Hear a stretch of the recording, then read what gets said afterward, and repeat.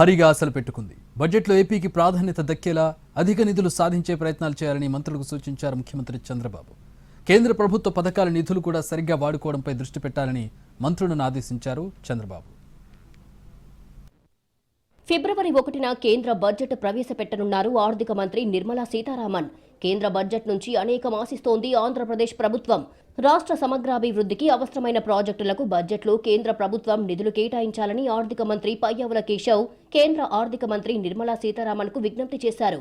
రాష్ట్రాలకు పన్నుల పంపిణీ వాటాను పెంచాలని కోరారు. కేంద్ర ప్రభుత్వం ప్రకటించిన పూర్వోదయ పథకం కింద విద్య, వైద్యం, వ్యవసాయం, జీవనోపాధులకు ప్రాధాన్యం ఇవ్వాలని, స్థానిక ఆర్థిక పరిపాలన అవసరాలకు తగ్గట్టు అందులో మార్పులు చేర్పులు చేసుకునే వెసులుబాటు కల్పించాలని పయ్యావుల విజ్ఞప్తి చేశారు.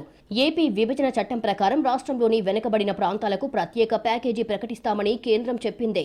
వచ్చే 3 ఏళ్లలో రాయలసీమ ప్రాంతాన్ని గ్లోబల్ హార్టికల్చర్ హబ్ గా అభివృద్ధి చేయడానికి రాష్ట్ర ప్రభుత్వం 41,000 కోట్లతో సమర్పించిన ప్రణాళికను పరిగణలోకి తీసుకుని నిధులు ఇవ్వాలని ఏపీ కోరుతోంది. విశాఖపట్నం ఎకనామిక్ రీజియన్ జీడీపీని ప్రస్తుతం ఉన్న $52 బిలియన్ నుంచి 2032 నాటికి $125 బిలియన్ స్థాయికి తీసుకెళ్లడానికి 110 నుంచి $120 బిలియన్ పెట్టుబడులు అవసరం.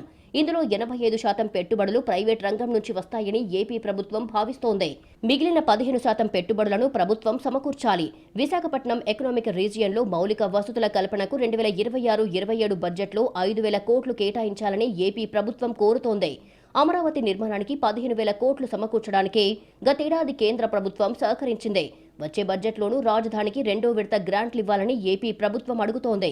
పోలవరం నుంచి రాష్ట్రంలో కరువు ప్రాంతాలకు 200 టీఎంసీల నీరు తరలించడానికి ఉద్దేశించిన పోలవరం నల్లమల సాగర్ ప్రాజెక్టుకు 58,700 కోట్లు ఖర్చవుతుందని ప్రాథమిక అంచనా.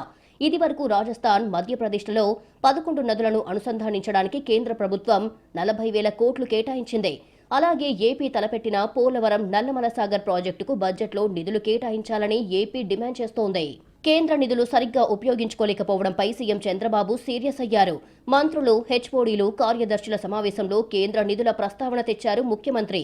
కార్యదర్శులంతా వారి వారి శాఖల్లో కేంద్ర ప్రాయోజిత పథకాల నిధులు ఎందుకు ఖర్చు చేయడం లేదని నిలదీశారు చంద్రబాబు.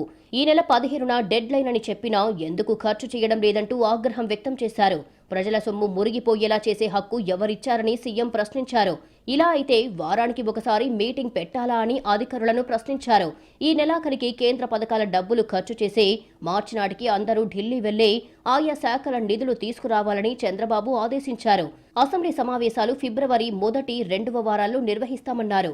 మార్చి 15 నుంచి సెక్రటరీలు ఢిల్లీ వెళ్లి నిధుల సాధనపై దృష్టి పెట్టాలని సూచించారు.